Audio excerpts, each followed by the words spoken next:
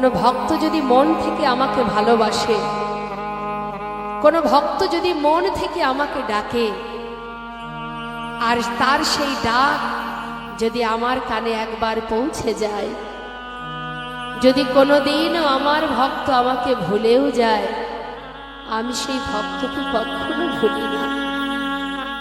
হাজার ডাকতে হবে না, আমি চলে এসেছি। বসো। কে করেছে নাড়ু? বাবা করেছে। বাবা করেছে। মনে মনে চিন্তা করছে, বাবা করুক আর যাই করুক, যেই করুক না কেন, আমার ভক্ত নিজে হাতে নাড়ুগুলো সাজিয়ে নিয়ে এসেছে। ভক্তের ছোঁয়া, হাতের ছোঁয়া তো লেগে আছে, আমি এতেই খুশি। একটা নাড়ু মুখে দিয়েছে বাবা, যেই না মুখে দিয়েছে, রঘুনন্দন চিন্তা করছে কালকের মতো দাঁড়িয়ে থাকবো আর গোপীনাথ যদি একটা একটা করে সব খেয়ে নেয়, আজ আর তা হতে দেব না। আজ ও ভাগেরটা খাবে, আমিও আমার ভাগেরটা খাবো। সে কি করেছে, ছুটে গিয়ে একটা নাড়ু তুলে নিয়েছে, মুখে দিয়েছে। মা অর্ধেকটা খেয়েছে, খাওয়ার পর যেই ভালো লেগেছে, আর বাকি অর্ধেক এঁঠো নাড়ুটা ভগবানের মুখের কাছে ধরেছে। খেয়ে দেখো কত সুন্দর হয়েছে, খেয়ে দেখো। ভগবান নয়নের জলে মুখ ভাসিয়ে কাঁদছে ভক্ত।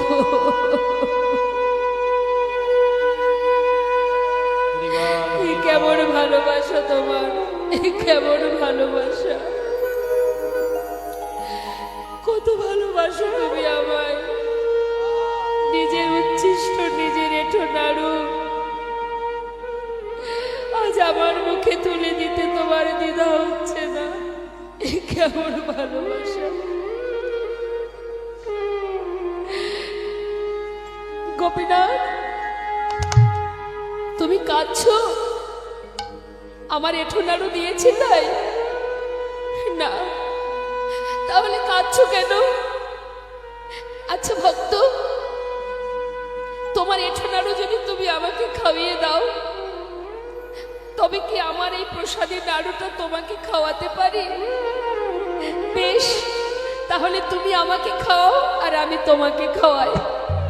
ভগবান তার প্রসাদী নাড়ু তুলে দিচ্ছে ভক্তের বদনে, আর ভক্ত তার এঁঠো নাড়ু দিচ্ছে ভগবানের বদনে। ভক্ত ভগবানের বদনে।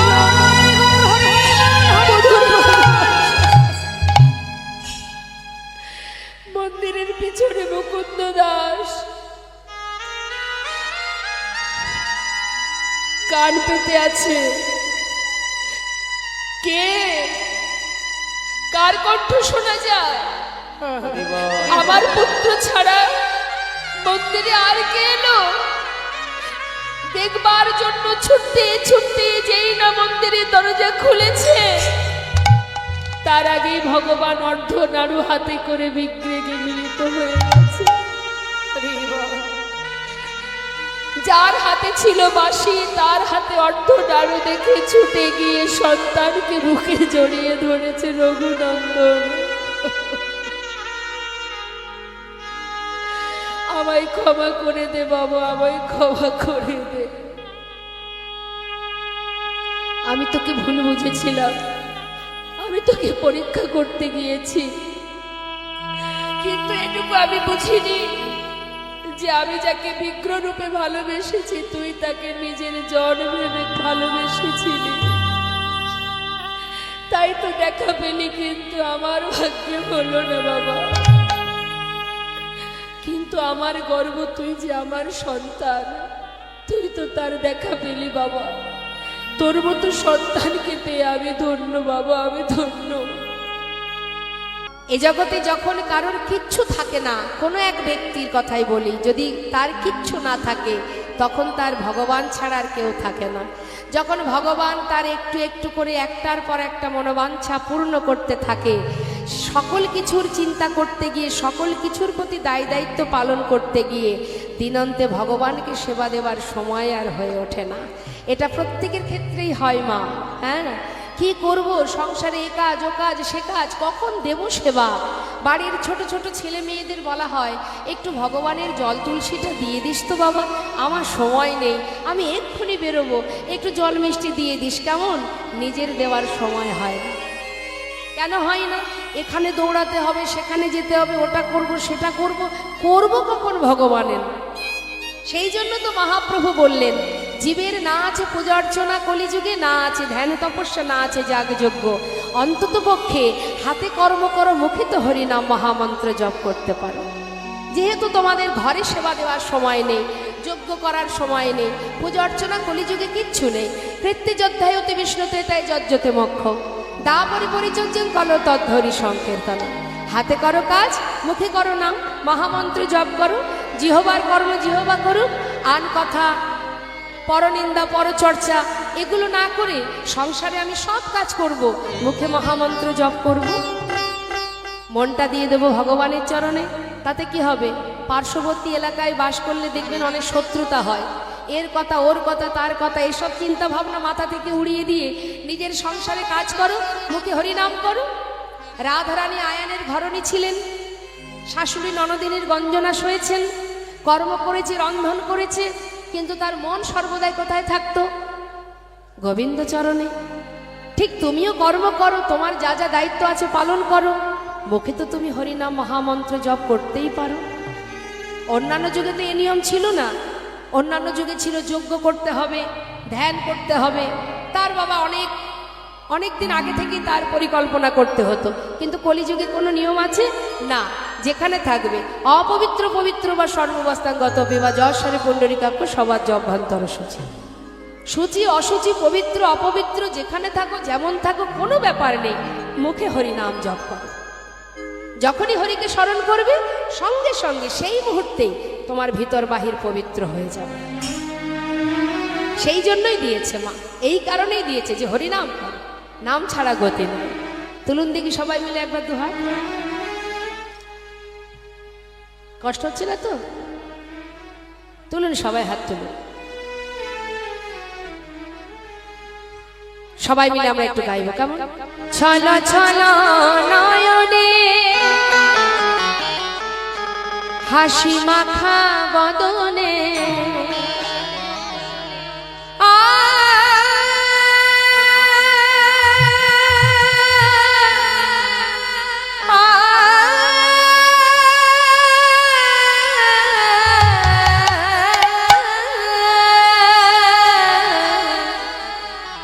ছল ছল নয়নে হাসি মাখা বদনে।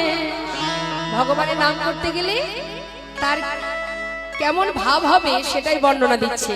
ছল ছল নয়ন অর্থাৎ কৃষ্ণ চরণে দুঃখটা বাড়ি, নয়ন বাড়ি, আর হাসি মাখা বদন, আনন্দ কানন। এটা হচ্ছে আনন্দ কানন, এটা হচ্ছে আনন্দের হাট, আনন্দের বাজার।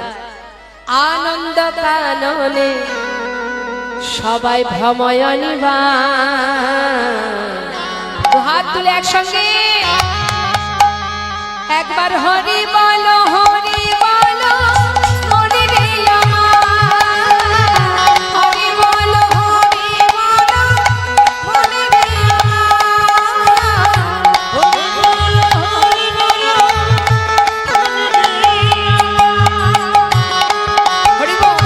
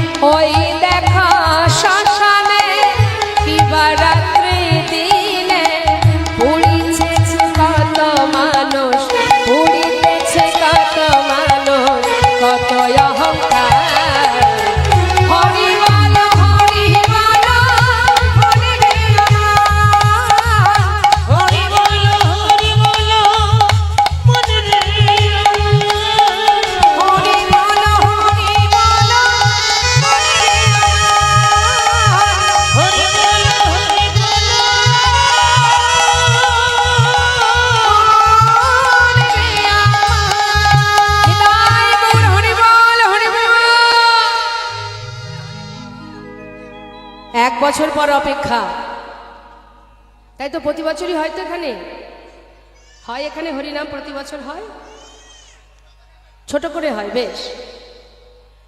যাই হোক, হরিবাসর তো হয়, ছোট হোক আর বড়ই হোক। তো আপনারা সমস্ত ভক্তগণ আসেন, এই 1 বছর পর আবার হাত তুলুন, হরিবোল বলুন, বলতে হচ্ছে, তাই না? এটা বলা লাগে না, কেন জানেন? অভ্যাস। যে যেটা অভ্যাস করবে সেটা বলার আগেই হয়ে যাবে। একজন শাখা বিক্রেতা প্রতি বছর শাখা, মনে করুন 30-40 বছর ধরে শাখা বিক্রি করে, পাড়ায় পাড়ায় শাখা বিক্রি করে। একটা সাধারণ দৃষ্টান্ত দিচ্ছি আপনাদের। তা 30-40 বছর ধরে যে ব্যক্তি পাড়ায় পাড়ায় শাখা বিক্রি করে বেড়ায়, ঝুড়িতে করে শাখা নিয়ে, তা সে পথে ঘাটে যায় আর কি বলে, শাখা আছে, শাখা নেবে গো, শাখা আছে, বলে বলে অভ্যাস হয়ে গেছে বাবা। হ্যাঁ, এখন পাড়ার ভিতর থেকে বিক্রি করতে করতে এখন একটা মাঠ পার করে আবার আর একটা গ্রামে যাবে। এখন এই মাঠের ভিতর দিয়ে, ফাঁকা মাঠের মধ্যে দিয়ে যাচ্ছে যখন, তখনও বলে যাচ্ছে শাখা আছে, শাখা নেবে গো, শাখা আছে, শাখা বলেই যাচ্ছে। একজন ভদ্রলোক বলছেন, এই যে ও দাদু, এখানে তো লোকজন নেই, বসতি নেই, এখানে তুমি শাখা আছে, শাখা নেবে গো চিৎকার করার কি দরকার? ওই গ্রামে যখন যাবে তখন বলবে। তখন সেই দাদু বলছে, বাবা এ কি আর আমার দোষ? 40 বছর ধরে এই ব্যবসা করে যাচ্ছে, শাখা বিক্রি করে যাচ্ছে, বলে যাচ্ছি মুখে শাখা আছে, শাখা নেবে, শাখা আছে, শাখা নেবে। এর জন্য আমাকে আর চিন্তা ভাবনা করে বলা লাগছে না, ও নিজের কাজ নিজে করে যাচ্ছে। এটা ফাঁকা জায়গা না লোকালয়, সেদিকে কোনো লক্ষ্য নেই। আমার জিহবা সে তার কাজ করে যাচ্ছে। তাই গৌর হরি হরি। তাই এটা অভ্যাস বাবা। প্রতিদিন সন্ধ্যাবেলায় যদি কোনো ব্যক্তি ঠাকুর ঘরে সন্ধ্যা দেওয়ার পর একটু গীতা খুলে গীতা পাঠ করে বা করতাল বাজিয়ে হরিনাম করে, বেশি না, আপনি 15 দিন করুন, 15 দিন পর 16 দিনের দিন যদি আপনি না করেন, আপনাকে সময় জানিয়ে দেবে, আহা হা, আজ আর একটু গীতা পাঠ করতে পারলাম না, ভগবানের নাম করতে পারলাম না, সময় বলে দেবে আপনাকে। প্রতিদিন হরিনাম করবেন, সময় হলে তার আগেই আপনার ইন্দ্রিয়গুলো আপনাকে জানিয়ে দেবে যে এই সময় আমি ভগবানের নাম করি, হরিবোল বলি। যেখানেই যাই না কেন, জানিস ভাই, বাড়ি থাকলে একটু হরিনাম করতে পারতাম, এই সময়। এটা অভ্যাস। তা প্রতিদিন সন্ধ্যাবেলায় যদি 2 হাত তুলে হরিনাম করা যায়, তাহলে হাত তোলা অভ্যাসটা থেকে যায়। তাহলে কীর্তনিয়াদের এত কষ্ট করা লাগে না। দয়া করে তুলুন হাত, হাত তুলুন, এইটুকু না পুরোটা তুলুন বলতে হয় আমাদের। কেন বলুন তো? অভ্যাস নেই যে। তা 2 হাত তোলা মানে কি? ভগবানের চরণে আত্মসমর্পণ করা, আর সেই সাথে মায়েদের বদলে উলুধ্বনি, বাবাদের বদলে জয়ধ্বনি। বলছে হরিনাম করো, হরি ছাড়া গতি নাই, গতি নাই। এদিকে লালা, তার মনের ভিতরে শুধুমাত্র একটাই প্রশ্ন, এই বিষয় সম্পদের মধ্যে যদি থাকি তাহলে আমার কৃষ্ণ ভজন কবে হবে? চিন্তা। সময় কতটুকু আছে কে বা জানে, আমরা নিজেরা জানি না। রাজা পরীক্ষিত জানতেন 7 দিন তিনি এখনো বাঁচবেন, তাই তো বাবা? মনীষাগ্রস্ত রাজা পরীক্ষিত, তিনি জানতেন 7 দিন বাঁচবেন, কিন্তু আমরা এখনো কেউ বলতে পারবো না যে আমরা 7 দিন এখনো বাঁচবো। এটুকু গ্যারান্টি কেউ এখনো দিতে পারবো না। পারবেন? বলতে পারবেন যে এখনো 7 দিন আমরা বাঁচবো, আপনি বাঁচবেন? তাহলে আমাদের সময় এখন আছে, একটু পরে নাও থাকতে পারে, কে জানে? সবাই তো লাইনে দাঁড়িয়ে আছে, কখন যে ডাক দেবে কাকে কে বা জানে। তাহলে আমাদের করণীয়টা কি করা উচিত আমাদের? সংসারে বিষয় সম্পদের মধ্যে ডুবে থেকে অনিত্য বস্তুকে নিয়ে জীবনযাপন করে যাচ্ছি, এটা হলো গৌণ কারণ। আর মুখ্য কারণ কি? কৃষ্ণ ভজিবার তরে সংসারে আইলো। কি জন্য এসেছি মা আমরা? সংসারে কৃষ্ণ ভজন করব বলে। কোথায় এসেছি? সংসারে। তাহলে সংসার আগে থেকেই ছিল তো? আমরা যেখানে এসেছি সেখানে সংসার ছিল তো বাবা? তাহলে কখনো কখনো মানুষ দেখবেন ভুল করে বলে, আর ভাই কখন যাব কীর্তন শুনতে, সংসার করেছি, সংসার বসিয়েছি, সংসার পাতিয়েছি, এখন কি আর কীর্তন শুনতে যাওয়ার সময়? সংসারে অনেক কাজ, সংসার বসিয়েছি। সত্যিই কি আমরা সংসার করেছি, নাকি সংসার আগে থেকেই ছিল? আমি যখন চলে যাব সংসার আমার সঙ্গে চলে যাবে? সংসার সংসারের জায়গায় থাকবে, শুধু আমিই চলে যাব। তাই সংসার আমি করিনি, তার আগেই ছিল। আমার পিতাও করেনি, তার আগে সংসার ছিল। সেই কারণেই শাস্ত্রে বলছে কৃষ্ণ ভজিবার তরে সংসারে আইনু। এসেছি সংসারে কি জন্য? কৃষ্ণ ভজন করব বলে। ভগবানকে তো বলিনি ভগবান পিশাচকুল, কীটকুল, পশুকুল, বৃক্ষকুল, কৃমি কীট করে আমায় জন্ম দিও না, আমাকে মানব জন্ম দাও, ভাবে গিয়ে যাতে সুন্দর একটা সংসার করতে পারি। বলেছিলাম এ কথাটা? কি বলেছিলাম? মানব জন্ম দাও, সংসার যেন করতে পারি সুন্দর করে। এটা তো বলিনি। কি বলেছিলাম? যেন তোমার নাম করতে পারি, তোমায় ভালোবাসতে পারি। কিন্তু এখানে এসে সব উল্টো হয়ে গেল।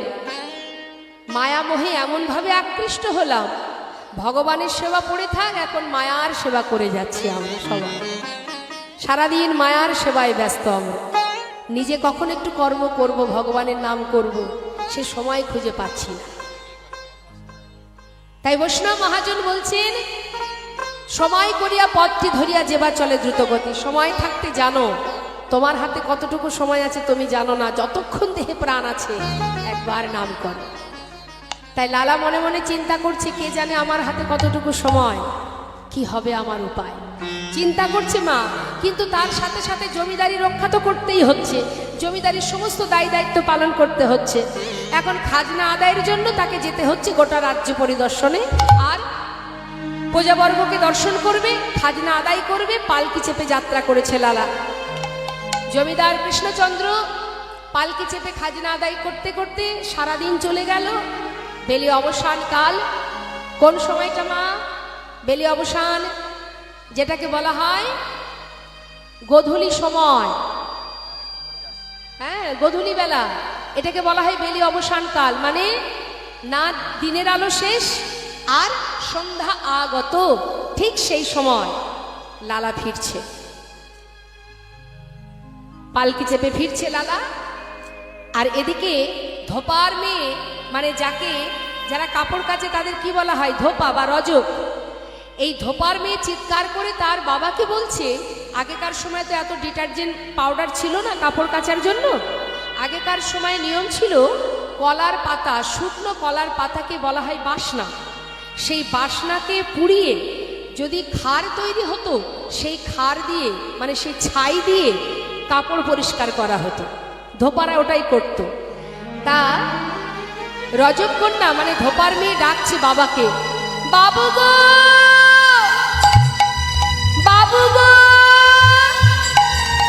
বেলা যায়, বাসনায় আগুন দাও। কি বলছে মা? বেলা যায়, বাসনায় আগুন দাও। আর পালকি চেপে ফিরছে লালা, পর্দা সরিয়ে শুনছে বেলি অবসান কাল। কে যেন বলছে, বেলা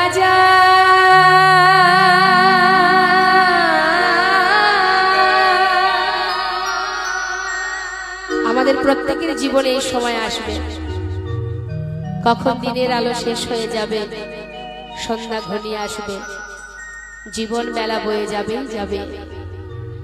তাই শুধু লালা নয়, জগৎ জীবকে শিক্ষা দিচ্ছে, ওরে জীব বেলা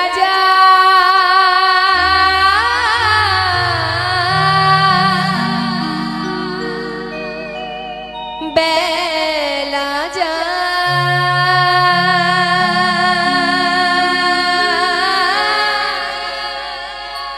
বেলা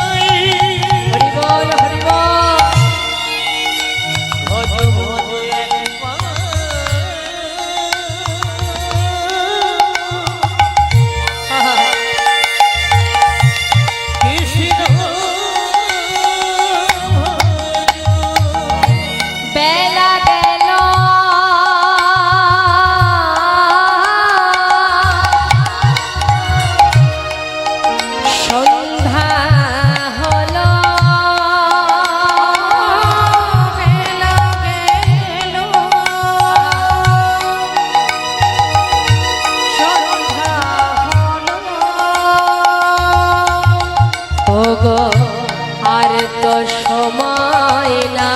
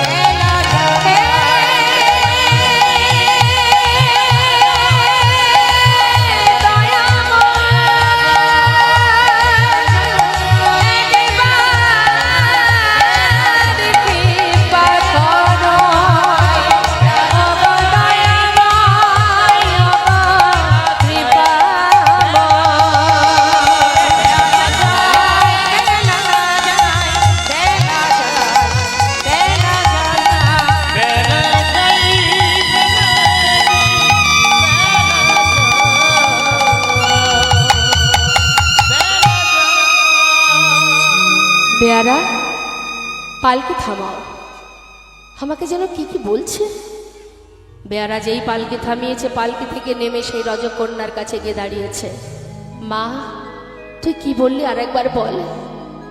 রজকন্যা মানে ধোপার মেয়ে, সে তো রাজাকে, জমিদারকে দেখে থরহরি কাঁপছে। বাবা, আপনাকে কিছু বলিনি বাবু আমি। না না, তুই যেন কি বললি বল, আর একবার বল। বাবু, আমি বলেছি বেলা যায়, বাসনায় আগুনে দাও। না না, তুই কথা বলিস নি।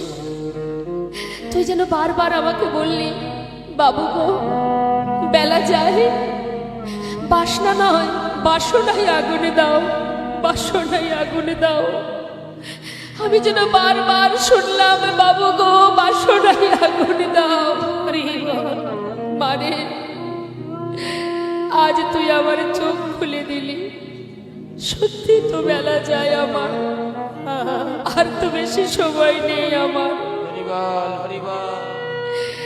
ছুটতে ছুটতে ঘরে ফিরে গিয়ে তার পালিতা কন্যা সুমতিকে বলছে, মা, আমার সারা গায়ে কৃষ্ণ নাম লিখে দে মা, আমি চলে যাই। বাবা, কি হয়েছে তোমার? এমন পাগলের মতো করছো কেন? সারা গায়ে কৃষ্ণ নাম, কোথায় যাবে তুমি?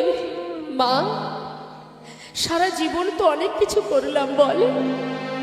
এই জমিদারি রক্ষা, ধন ঐশ্বর্য, বিষয় সম্পদ রক্ষা করা, তোদেরকে রক্ষা করা, আমি যে সব কিছু করেছি মা। তোদের জন্য জীবনের অনেক সময় পার করে দিয়েছি। আর যে কটা দিন আছে, দে না মা, আমায় ছেড়ে দে। এবার আমি আমার কাছে, আমার আপনজনের কাছে যাই, আমার ঘরে আমি ফিরে যাই। কি হয়েছে তোমার বাবা? তুমি কোথায় যাবে? বলে উঠলেন, মা শুনবে? তবে শোন। যাব রে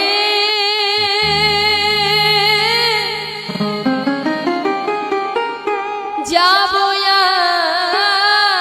আমি,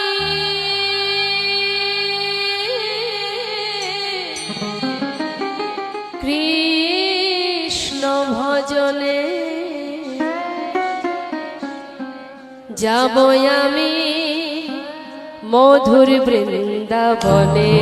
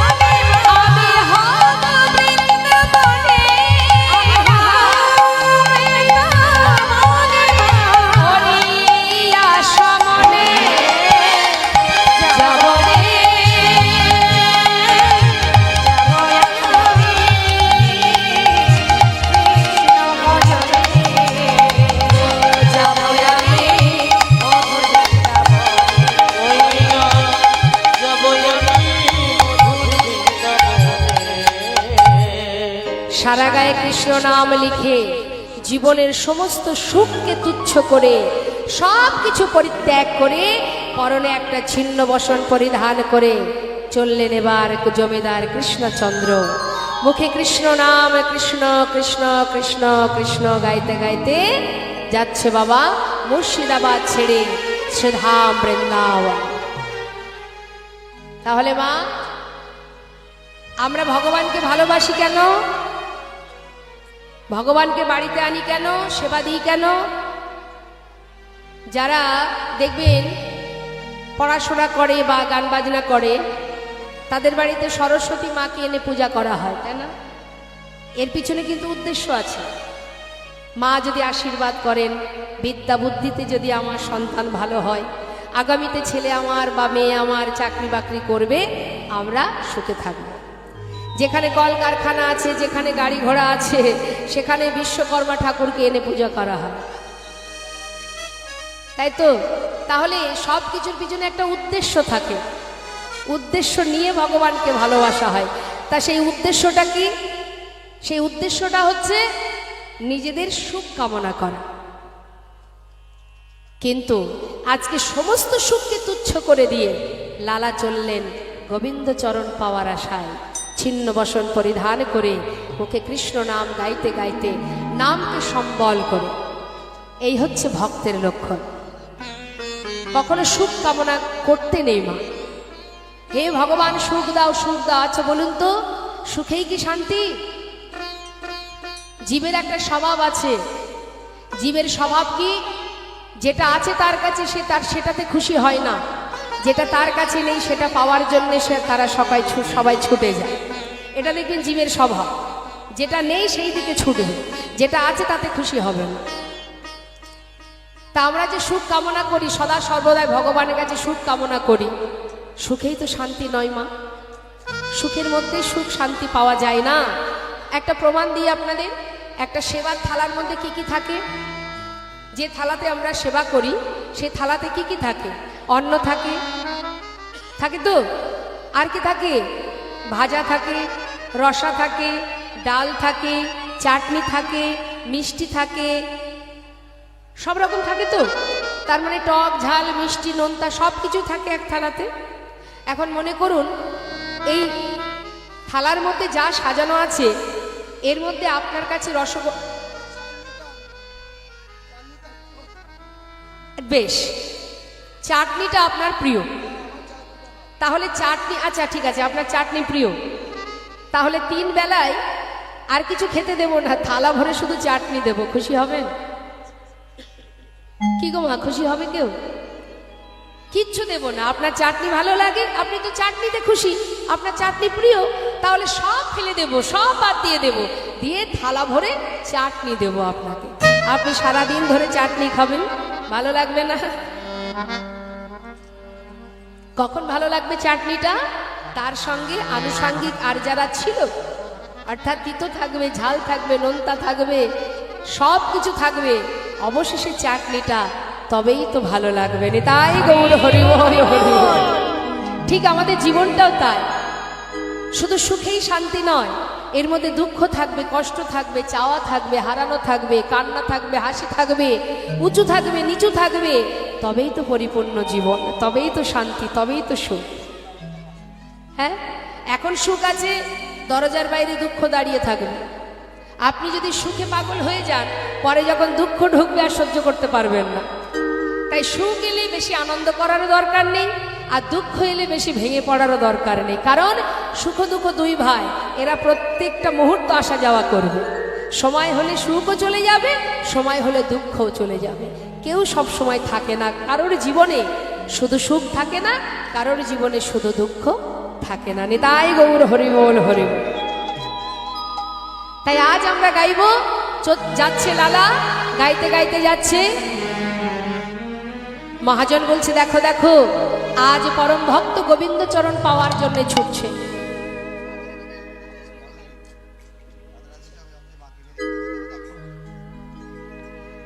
পথ চলিতে আর বলিতে, সবাই মিলে হাতে তালি দিয়ে একসঙ্গে।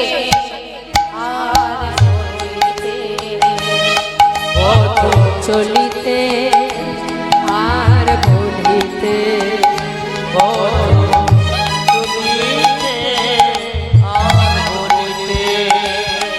তোমরা লহ লহ কৃষ্ণ নাম, হরি নাম, মধুর নাম।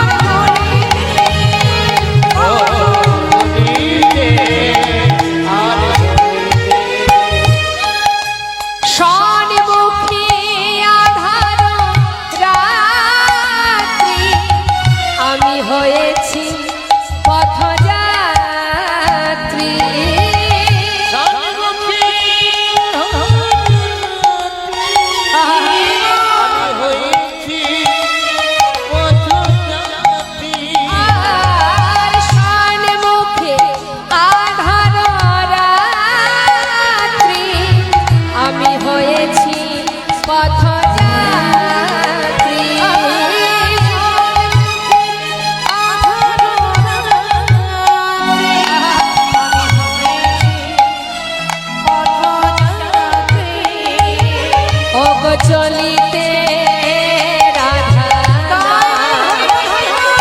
মুখে বলিতে কৃষ্ণ নাম,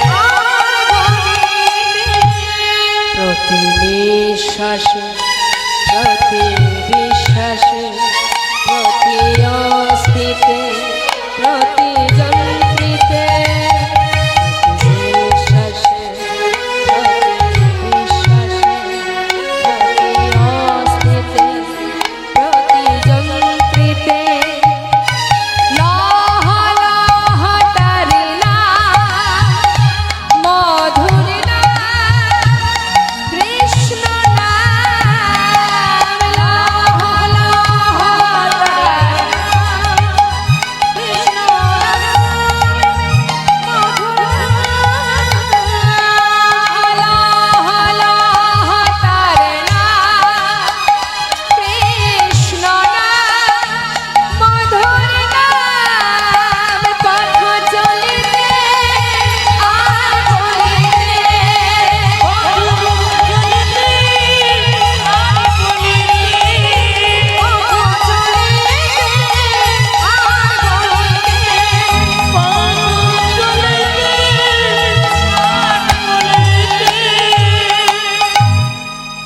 দিনের পর দিন মাসের মাস পার হয়ে গেল। বাবা এসে পৌঁছালো বৃন্দাবনে। বৃন্দাবনে যখন এসে পৌঁছালো তখন সন্ধ্যা হয়ে গেছে। তাই কোনো রকমে গোবিন্দকুণ্ডের পাড়ে বালুরাশিতে কোনো রকমে একটু মাথাটা রেখে ঘুমিয়ে সকাল হতে না হতেই লালা উঠে দেখছে যে ব্রজবাসীরা ব্রজমাইরা মাথায় করে ডালা সাজিয়ে সবাই সারি সারি যাচ্ছে। এখন লালা সে তো ওই গোবিন্দকুণ্ডের পাড়ে ছিল, কোনো রকমে রাত পার হয়েছে। সকালবেলা দেখছে যে ব্রজবাসীরা যাচ্ছে, ডেকে জিজ্ঞাসা করছে, ও ব্রজবাসী শোনো শোনো, তোমরা কোথায় যাচ্ছ? হ্যাঁ ও দেখো আমি তো পথঘাট চিনি না, আমাকে একটু তোমার সঙ্গে তোমাদের সবার সাথে নিয়ে যাবে। কেন নিয়ে যাব না? চলো। আচ্ছা, কিন্তু আমরা সবাই মিলে যে নাম গাইবো তুমিও আমাদের সঙ্গে সেই নাম গাইতে গাইতে চলো। বেশ, কি নাম গাইতে হবে? গাইছে মা বৃন্দাবনে কি নাম সবার মুখে? রাধে রাধে। ব্রজমাইরা সবাই পসরা নিয়ে মানে ডালা নিয়ে সব যাচ্ছে সারি সারি, আর পিছনে যাচ্ছে জমিদার কৃষ্ণচন্দ্র সিংহ। গাইতে গাইতে যাচ্ছে, আমরাও গাইব। রাধে রাধে রাধে রাধে রাধে রাধে রাধে রাধে রাধে রাধে রাধে রাধে বল বলো রাধে। হাত তালি দিয়ে একটু হাত তুলে, হাত তুলুন, হাত তুলুন।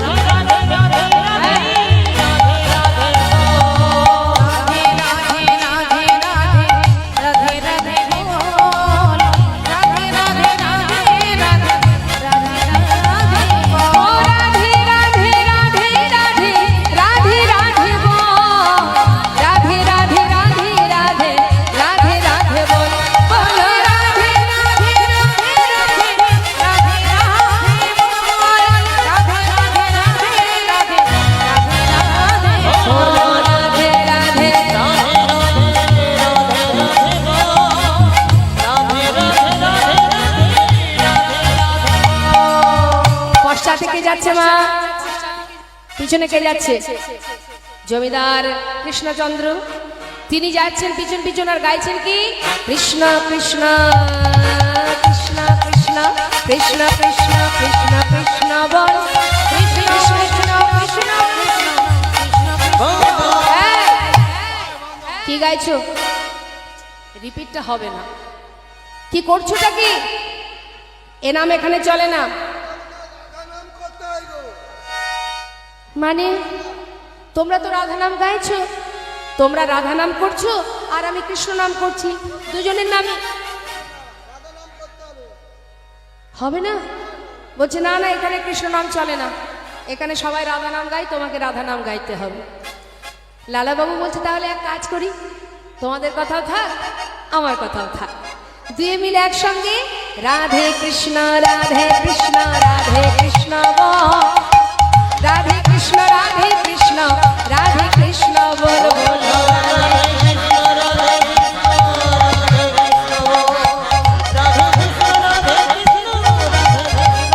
হ্যাঁ, বৃন্দাবন কি, সবাই বলবেন রাধে রাধে বা রাধে কৃষ্ণ, আর আমি এক এক জায়গার নাম বলবো, কিন্তু মনের জোর তখনই হবে দু হাত যখন তুলবে। তুলুন হাত, হ্যাঁ জোরে জোরে বলবেন বৃন্দাবন কি। শুনতে পাচ্ছি না, এক একজন এক এক সময় বললে হবে না, তালে তালে বলতে হবে তো, কেমন? হাতে তালি দিয়ে তালে তালে বলবেন বৃন্দাবন কি। আরেকটু জোরে, হ্যাঁ স্কেলে মিলছে না।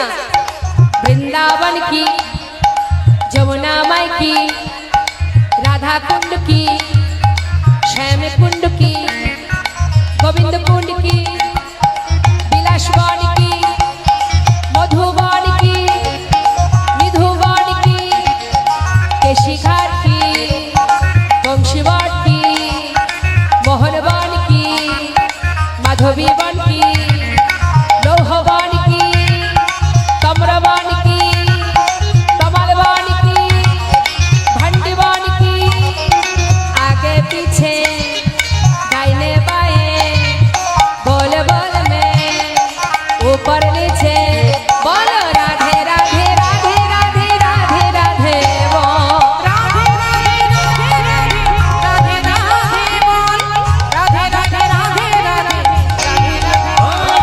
राधे राधे राधे राधे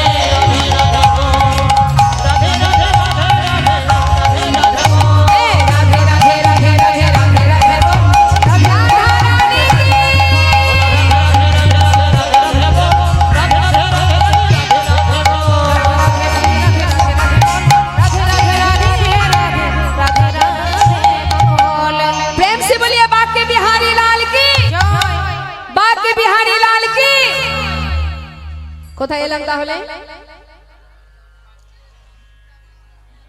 বৃন্দাবনে তো অনেক আগে এসছি, এখন কোথায়? বাঁকে বিহারীর মন্দিরে। বাঁকে বিহারীর মন্দিরে সেবা হলো।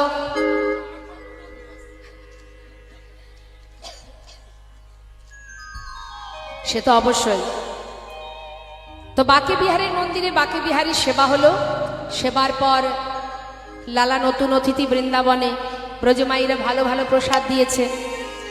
প্রসাদ সেবা করে যেই না বাবা জঠরটা পরিপূর্ণ হয়ে গেছে, সেবাটা বেশ ভালো হয়েছে, ভগবানের প্রসাদ পেয়েছে তো উদর পরিপূর্ণ করে সেবা করেছে মা। সেবা করার পর কি হয়? সেবা যদি ভালো হয় তারপরে কি হয়? একটু অলসতা আসে তো শরীরে। হ্যাঁ, লালা কি করেছে? প্রসাদ পেয়ে সোজা ওই গোবিন্দ কুণ্ডের পাড়ে গিয়ে বালু রাশিতে শুয়ে পড়েছে। কিন্তু ঠিকঠাক ঘুম আসছে না, যেহেতু জমিদার ছিল, জমিদারি বিছানা ছিল, কত সুখ সেখানে ছিল। আজ তো সেই বালির বিছানায় সে সুখ পাওয়া যাচ্ছে না। ঠিক করে ঘুম আসছে না বলে কিছুটা বালি এক জায়গায় করে সেখানে একটা সুন্দর করে বালিশ তৈরি করে তার উপরে মাথা রেখে ঘুমিয়ে আছে। নিতাই গৌর হরি। সারা রাত পার হয়ে গেল মা।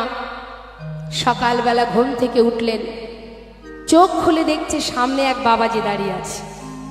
হন্তদন্ত হয়ে বালির বিছানা ছেড়ে উঠেছে। জিজ্ঞাসা করছে, বাবাজি কি তোমার পরিচয়? কে তুমি? এক ব্রজবাসী বলছে, ইনি বৃন্দাবনের বাবাজি, ওনার নাম কৃষ্ণদাস বাবাজি। বাবাজি তুমি বৃন্দাবনেই থাকো? বাবাজি আজ তোমার চরণ শরণ নিচ্ছি। আমি অনেক দূর থেকে এসেছি, সেই বাংলার মুর্শিদাবাদ। আজ আমি এসেছি কৃষ্ণের দাস হয়ে। আজ আমার মনে বড় বাসনা। বলো না বাবাজি, সেই মানুষটাকে কোথায় পাবো যে বৃন্দাবনের সেই ছোট্ট রাখাল রূপে সখাগণকে নিয়ে বনে কত খেলা করেছে, লীলা করেছে? বলো না বাবাজি, তাকে কোথায় পাবো? দাঁড়াও দাঁড়াও দাঁড়াও, তুমি কোথায় বললে তোমার ঘর ছিল? মুর্শিদাবাদ। নাম কি তোমার? আমার নাম কৃষ্ণচন্দ্র। কৃষ্ণচন্দ্র? দাঁড়াও দাঁড়াও দাঁড়াও, তুমি কি সেই জমিদার কৃষ্ণচন্দ্র? ছিলাম, আজ আর নই, সব ছেড়ে চলে এসেছি বাবাজি। বলো না কোথায় গেলে তার দেখা পাবো? তোমার দীক্ষা হয়েছে? না, দীক্ষা হয়নি। দীক্ষা না হলে তার দেখা তো পাওয়া যাবে না। যেই না বলেছে মা, ছুটে গিয়ে সঙ্গে সঙ্গে বাবাজি চরণটা জড়িয়ে ধরেছে। সাধুর চরণ ধরি কয়লালা কৃপা করে,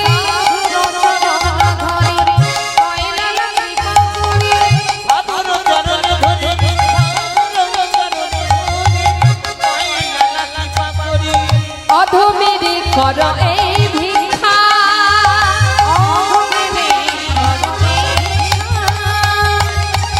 অবিষ্ট ধনে পাইবারে,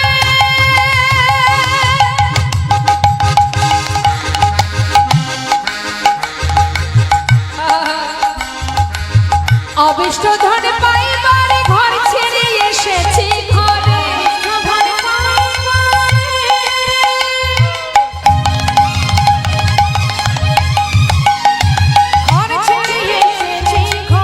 ফিরিব না, কৃপা করে দাও মরে দীক্ষা।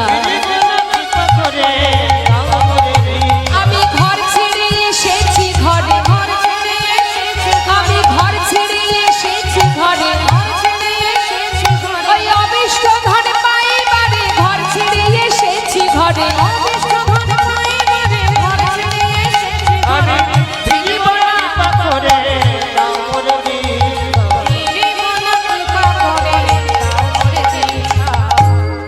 লালা, আজ থেকে তোমার নাম দিলাম লালা। তুমি বৃন্দাবনে দাঁড়ে দাঁড়ে ভিক্ষা করবে। আজ থেকে তোমার নাম আর কৃষ্ণচন্দ্র নয়, তুমি বৃন্দাবনে পথে পথে ঘুরবে। তাই আমি ভালোবেসে তোমার নাম দিলাম, তোমার নাম লালা। কিন্তু লালা, এইভাবে যখন তখন দীক্ষা চাইলে তো আর দীক্ষা হবে না। দীক্ষা নিতে গেলে তার উপযুক্ত সময় লাগে। এক কাজ করো, তুমি মন্দিরে মন্দিরে প্রসাদ পেয়ে এই যে বালির বিছানা করে ঘুমিয়ে আছো, সুন্দর করে বালিশ তৈরি করে নিয়েছো, এইভাবে যদি তোমার দিন কাটে তাহলে গোবিন্দ দর্শন হবে না। তাই যদি ভগবানের দেখা পেতেই হয় তাহলে একটু কষ্ট করতে হবে। দেখো, সংসারে যেমন কর্ম না করলে আমরা চলতে পারি না, তা গোবিন্দের সংসারও কর্ম করতে হয়। তা গোবিন্দের সংসারে কর্ম করো, তোমার কর্ম যদি সঠিক হয় নিশ্চয়ই তুমি তার দেখা পাবে। তো দেরি করো না, তুমি যদি বলো তাহলে তোমায় একটা কাজ দেব। বাবাজি, যে কাজই হোক আমি করতে রাজি, বলো আমায় কি করতে হবে? পারবে লালা? তুমি তো মস্ত বড় জমিদার ছিলে, আজ আমি যে কাজ তোমায় দেব তুমি করতে পারবে? তুমি যা বলবে বাবাজি আমি তাই করতে রাজি। তবে নাও, এই নাও, ধরো ধরো ধরো লালা ভিক্ষার ঝুলি কাঁধে,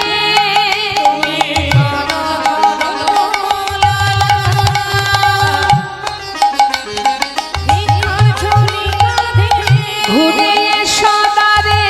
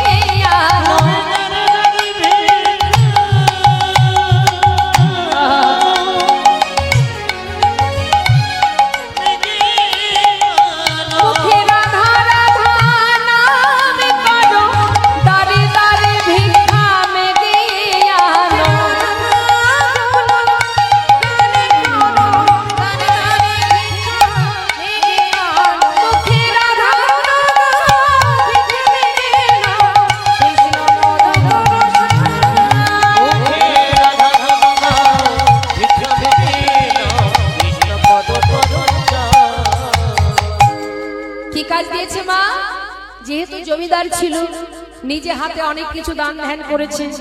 মানুষ দান করলে কি হয়, একটু অহংকার তৈরি হয়। সবার ক্ষেত্রে বলবো না, অধিকাংশ মানুষ একটু যদি দান ধ্যান করে দেখবেন ভিতরে অহংকার জন্মে যায়। আমি এ দান করেছি, সে দান করেছি, এত টাকা ডোনেশন করেছি, কম্বল দান করেছি, বস্ত্র দান করেছি, অন্ন দান করেছি, অহংকার আসে মনে। আমি করেছি, আমি এটা করেছি, আমি ওটা করেছি। তুমি কিচ্ছু করোনি,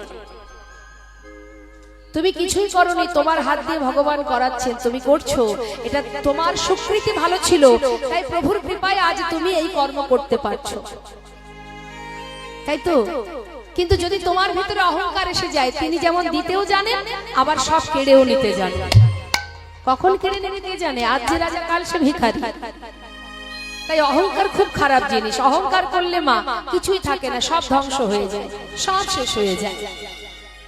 তাই তুমি যেহেতু মস্ত বড় জমিদার ছিলে, অনেক দান ধ্যান করেছো, ভিতরে অহংকার থাকতেই পারে। সেই কারণে তোমার কাজ বৃন্দাবনে কাঁধে ভিক্ষার ঝোলা নিয়ে দাঁড়ে দাঁড়ে ভিক্ষা করা। যাও, ভিক্ষা করলে কি হয়, ভিতর থেকে অহংকার দূর হয়ে যায়। হ্যাঁ, যাও ভিক্ষা করো, কারোর ঘর বাদ দেবে না, সবার ঘরে ভিক্ষা করবে।